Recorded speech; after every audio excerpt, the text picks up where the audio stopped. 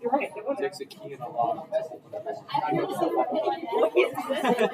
All right. The impact of the Civil War. So, families and friends were often pitted against one another. That's why we often refer to this as the Brothers' War. For example, Abraham Lincoln, President of the United States, his wife, Mary Todd Lincoln, most of her family served in the Confederacy.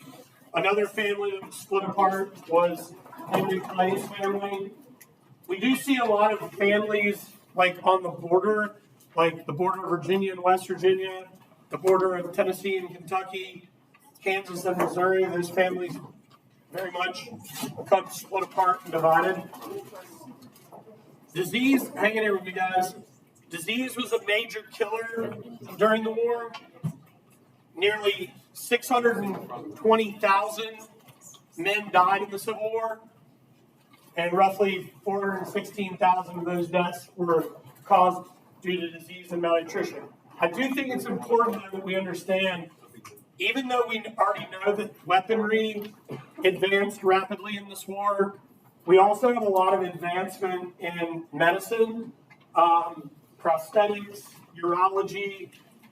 Even though germ theory hasn't been exactly discovered yet, it's going to be embraced. Obviously, that was all came about in Europe, but both the Crimean War and do y'all remember learning about the Crimean War in Europe? Nobody? Nobody? Really? Okay. Well, I'll talk a little bit about the Crimean War in a second. Crimean War and the American Civil War, people are starting to realize, like, if you keep the care of patients, like the space clean, separate latrines, things like that, people are living longer.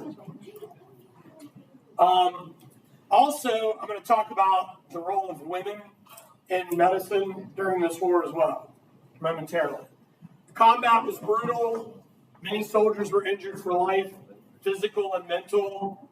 The weapons technology rapidly advanced in this war, making this war more and more deadly as the years went on.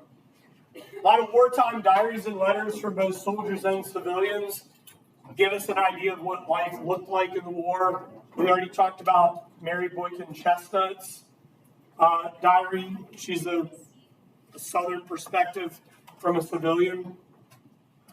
A lot of Southerners return home to find that their land is completely gone or their homes are destroyed. And what I mean by that is like all of their private possessions are gone. The land is not farmable.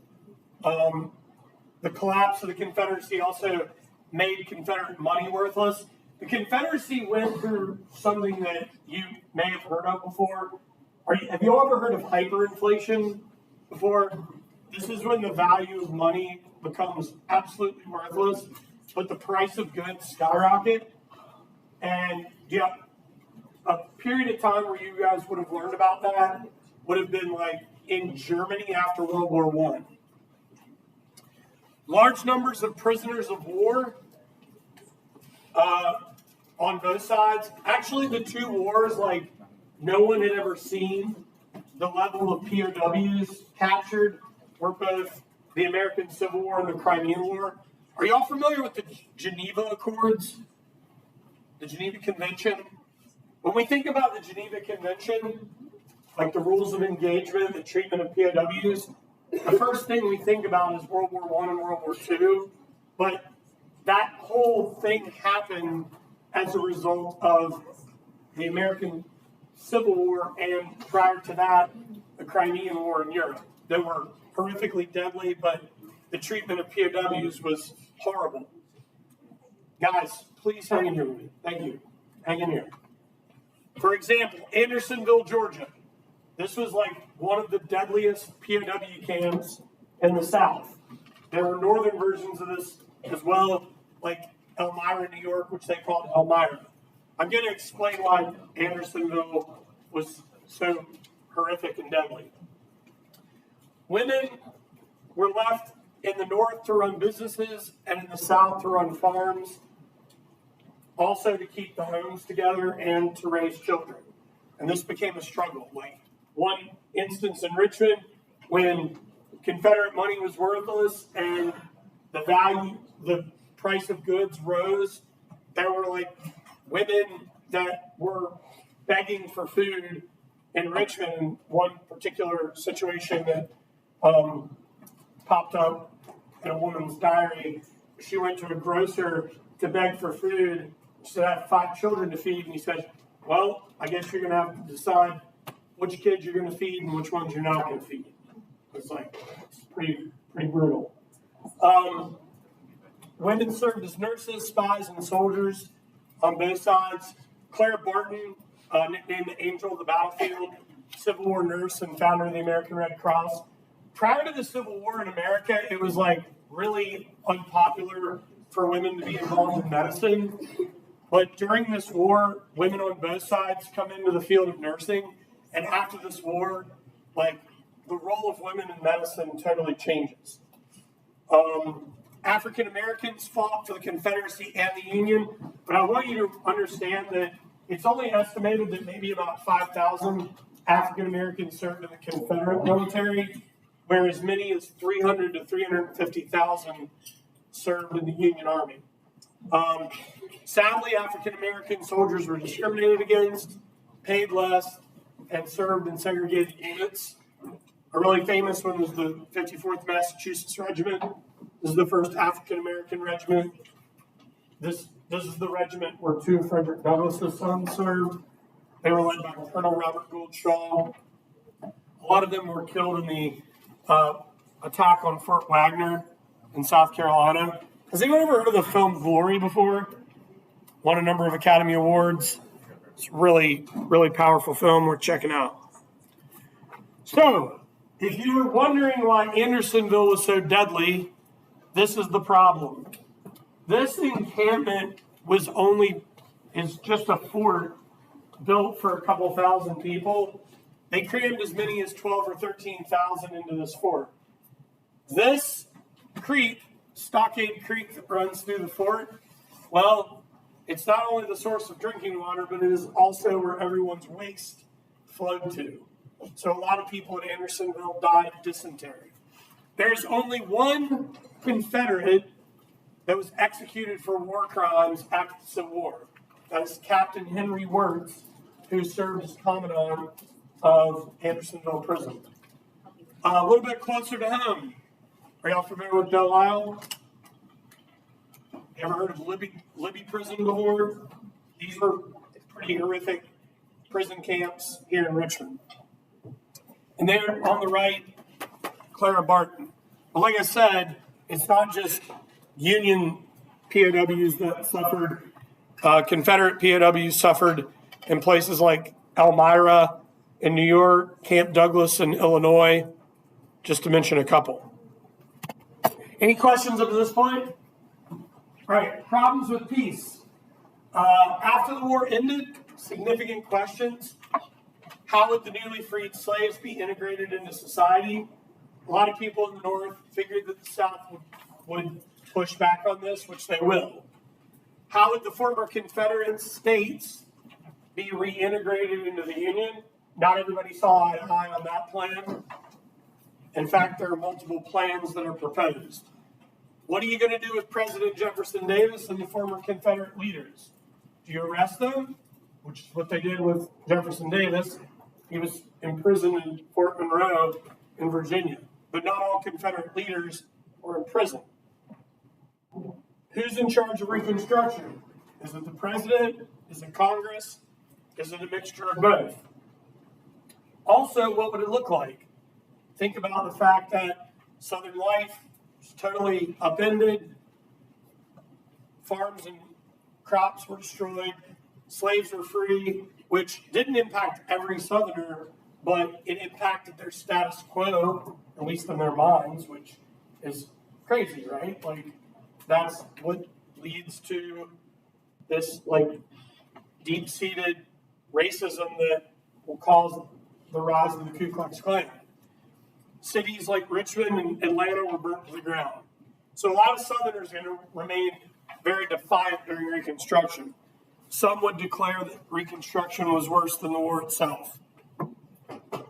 So I thought this would be like kind of a good opportunity for you guys, since you have the we've got a lot of political cartoons that we're going to use moving forward. A really great place to go for political cartoon analysis is the Library of Congress.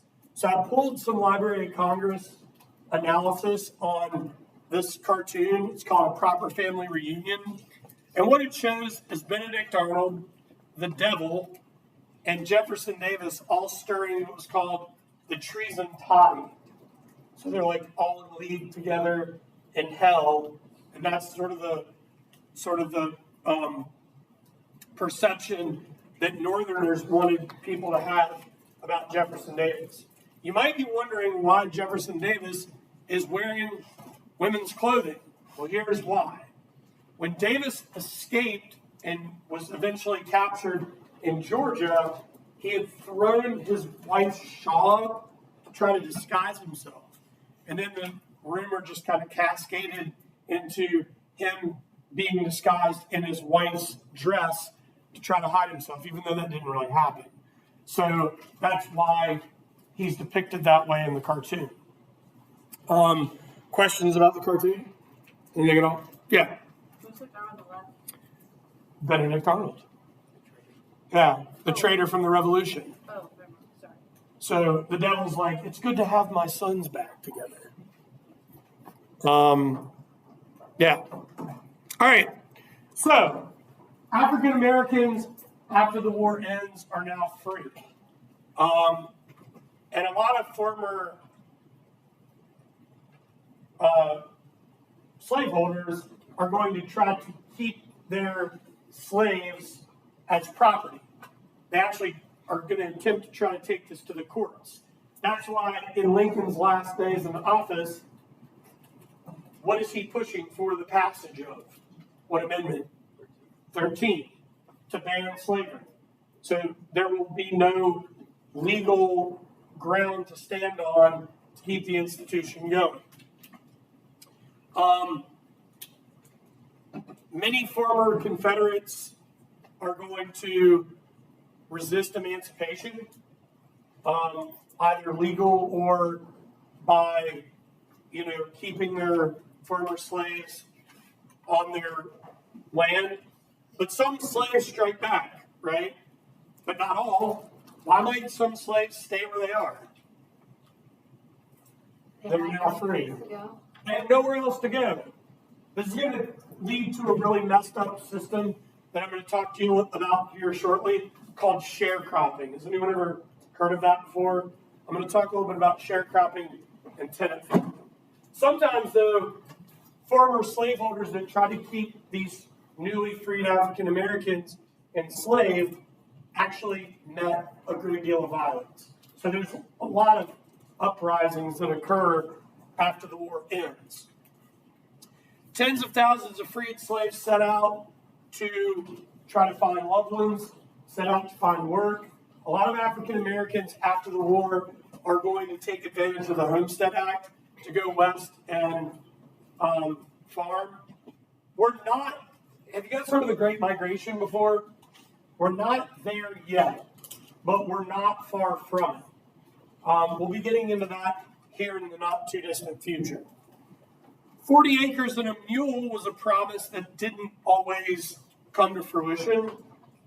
So after Sherman's march to the sea from Atlanta to Savannah, from Savannah up to Columbia, to try to provide an incentive for African Americans not to follow the army and to stay in the South, Sherman basically initiated this program to award families with 40 acres and a mule.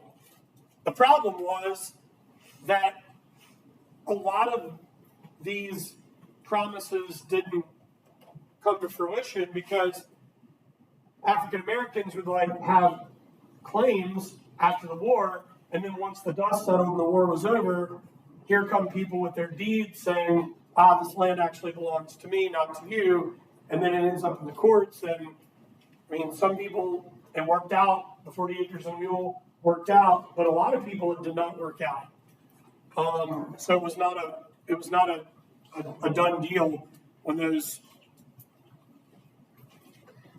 promises were made.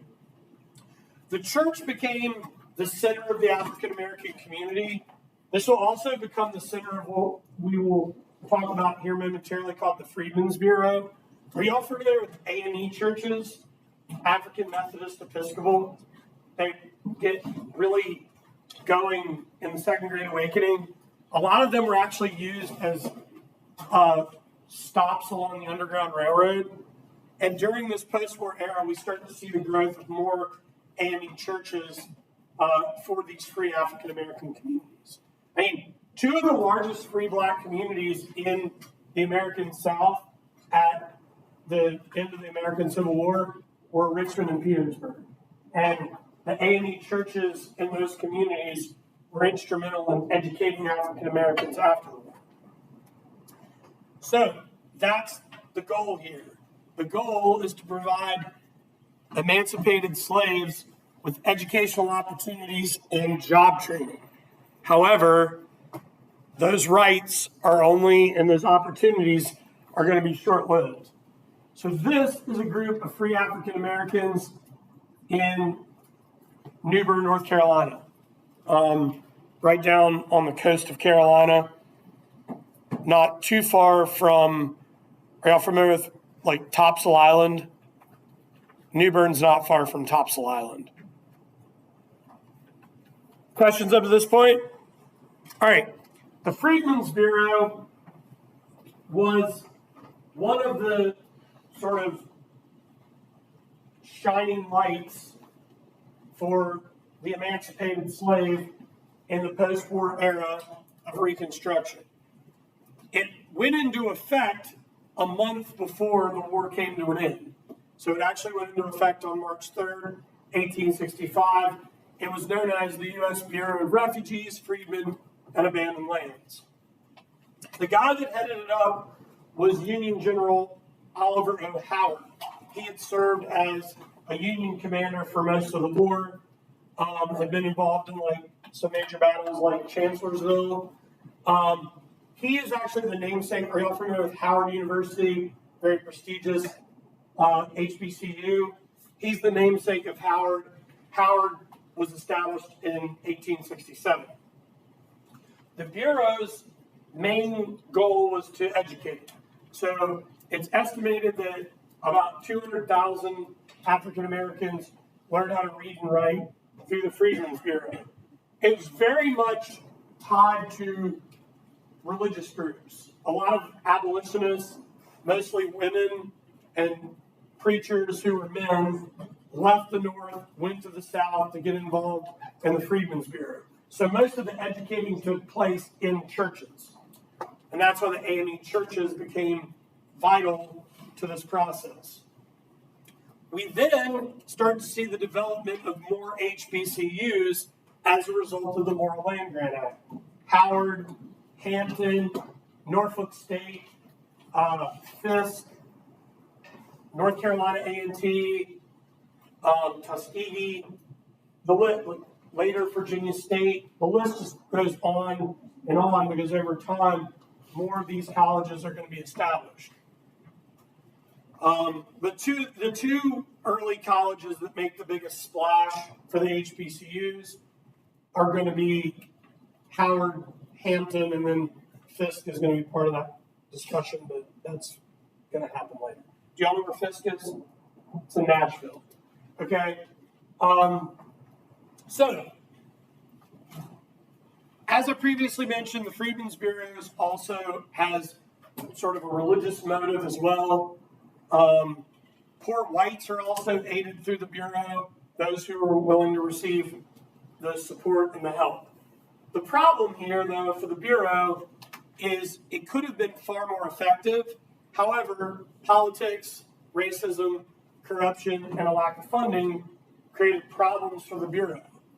I do think that it is important, though, to mention that here in Virginia, the readjuster movement took place as a result of this. This is a political movement that was led by former Confederates, Billy Mahone and Harrison Riddleberger, who basically said, okay, the South lost the Civil War. We've got to move on. We need to educate African Americans. We need to educate poor whites. We need to rebuild roads, rebuild bridges, rebuild cities, embrace industrialization, and move forward. It doesn't last too far beyond the era of Reconstruction. But I think it's important to highlight that in the post-war era, there were people like the members of the Freedmen's Bureau and the readjuster movement that were trying to move forward and do the right thing. Ultimately, the Freedmen's Bureau expired in 1872, just before Reconstruction ended. Another big thorn in the side of the Bureau was Lincoln's successor, Andrew Johnson. Very racist, had no interest in providing opportunity for African Americans, and certainly was not interested in providing federal aid.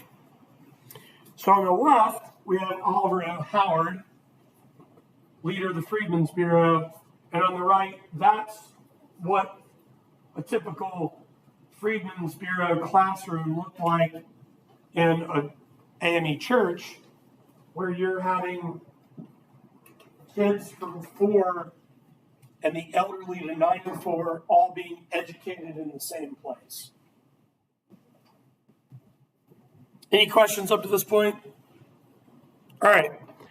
So, plans for Reconstruction. There are 2 main proposed plans, and you have to understand that the Republicans still control everything at the end of this war, right?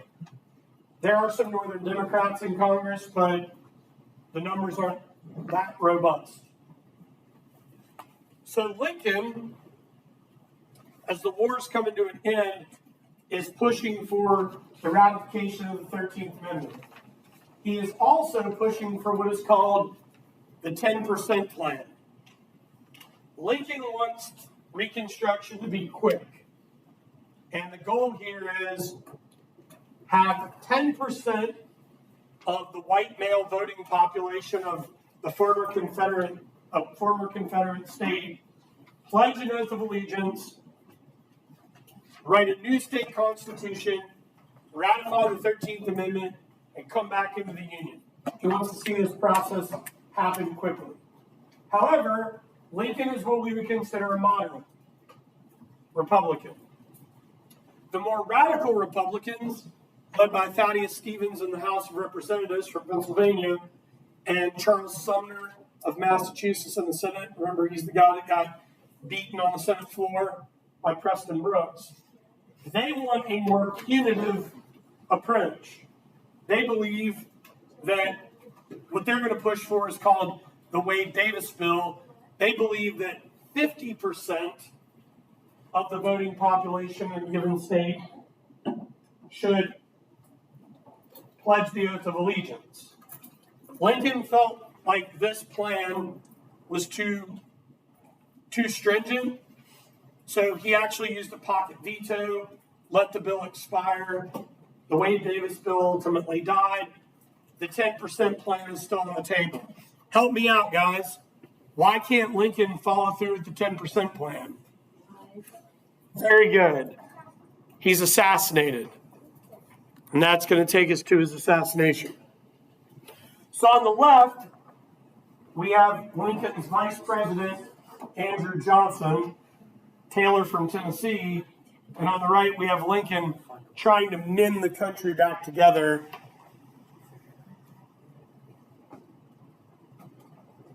Right after the Civil War. All right, so a little bit about Lincoln's assassination.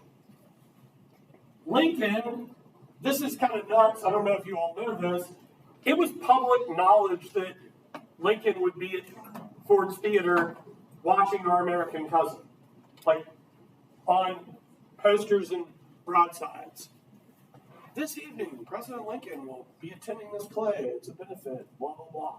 So everybody knew he was going. This is a man who kept a file in his office with death threats. So threats to his life are nothing new. John Wilkes Booth, former militiaman, mainly actor by trade, and Southern sympathizer, hatches a plan. He and 2 accomplices are going to kill 4 people. At least that's the plan. He will assassinate Lincoln and will kill Ulysses S. Grant, who's supposed to be at the play, and his 2 accomplices will kill Secretary of State William Seward and Vice President Andrew Johnson. Things did not go as planned. Grant does not go to the play. Lincoln does.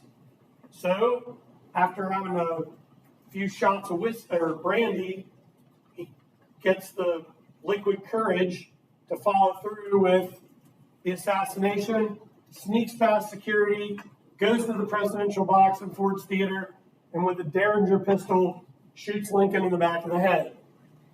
Jumps up on the balcony, gets under the railing of the balcony to jump down to the stage, catches a boot heel and a stirrup in the tapestry, breaks his leg when he falls, probably jumps up and yells "Sic Semper Tyrannis," Virginia State motto, thus always to tyrants, and off he goes. Well, he's got help along the way. One of the other assassins stabs William Seward, but Seward lives. The other accomplice does not follow through with the assassination of Johnson. Ultimately, Booth will be tracked down near Bowling Green, Virginia, and will be killed. But it is amazing that he was able to get as far as he did with a broken leg. Now Lincoln is dead. The radical Republicans are thinking we're going to be in control of Reconstruction now. Andrew Johnson will not stand in our way. They were wrong. This becomes a battle for the next nearly 4 years on who will be in control of Reconstruction. It is a ping pong match that we're going to deal with a little bit today and a little bit next class. Does that sound good? All right, cool. So a little bit about Andrew Johnson. Johnson is the only Southern senator not to secede. He's kind of like a guy without a country. He's not really trusted by the South, and he's not really trusted by the North. He doesn't have a really strong education. Self-taught law. He was a tailor by trade. Not that there's anything wrong with that. He also had a bit of a drinking problem. He could barely stand and put together words at the inauguration. So a lot of people were concerned about that. He also had a short temper. And he saw himself as like the resurrection of Andrew Jackson. Right? He believed that he was going to utilize all this executive power. He pretty much decides, once he takes the oath of office, that he is going to make Reconstruction happen. So, he's a big supporter of states' rights.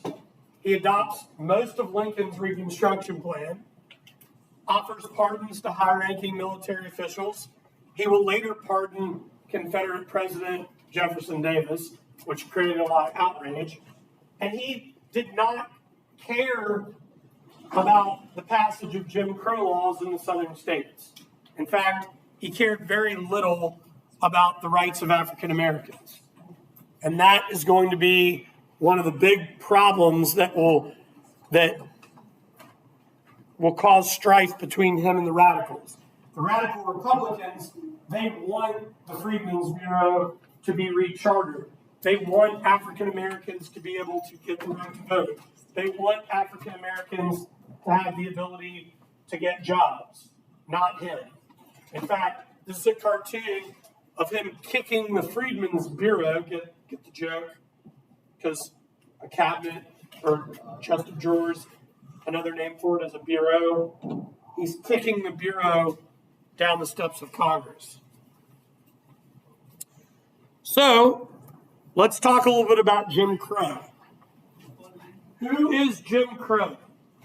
Jim Crow is not a real person. Jim Crow is a fictional character in a minstrel show called the Jim Crow Jubilee. Jim Crow, that show was actually predates the Civil War. Let me explain the character.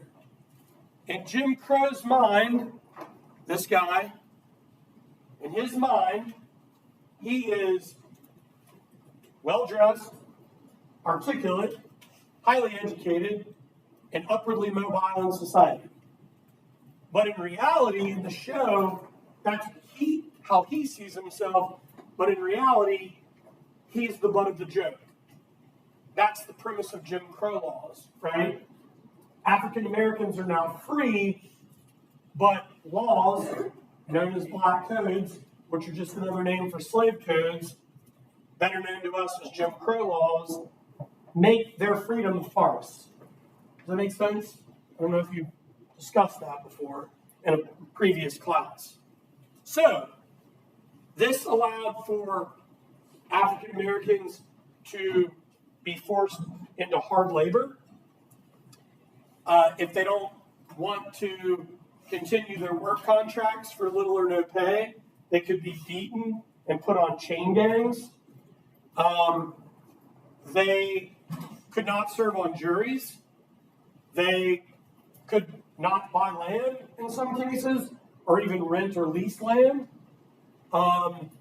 They could be punished for idleness if they refused to work for an employer. Abolitionists start to question what the Civil War was even for. This will also open the door for sharecropping. Sharecropping is like the continuation of slavery. You basically have a group of people that predominantly African Americans, some were poor whites, tied to the land, forced to give up a share of their crop. But they were also required to rent tools and materials and the places they lived, forcing them into a cycle of what? That they could never get out of. Anybody? If you have to give up a share of your crop, and you have to rent your tools, and you have to rent where you live, debt. A horrible cycle of debt that doesn't just last for one generation. It can last for 3, 4, 5 generations, where people are stuck in sharecropping situations, later tenant farming situations. We're not done with sharecropping. We're going to talk more about sharecropping and tenant farming as we move forward. Tragically, the Jim Crow laws will be upheld by the Supreme Court. And the Supreme Court case Plessy v. Ferguson. Have you all heard of that one before? Okay, I'm going to be teaching Plessy v. Ferguson in more depth as we move forward. So that's a little bit about Jim Crow.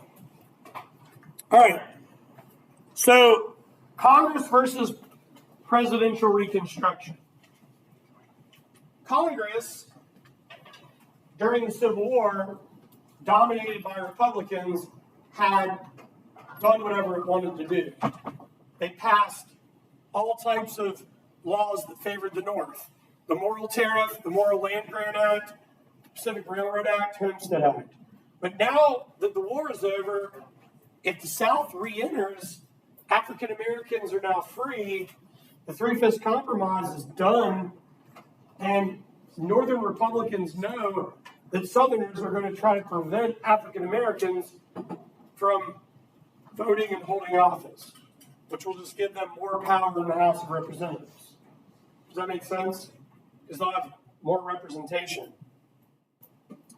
There's also fear that the black codes will spread. And that fear will come to fruition and that's exactly what's going to happen. Less than a year of being in office, Andrew Johnson declares Reconstruction's over. It's all done. Huzzah.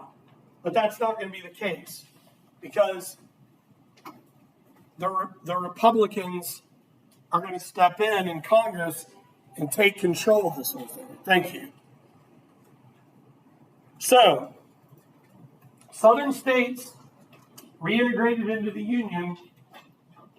Most Republicans are infuriated by this, and that's going to take us into the clash between Andrew Johnson and the Republicans in the next part of the lesson. Questions up to this point? Is everybody good? Wonderful. All right, so we will wrap up Reconstruction next time I see you.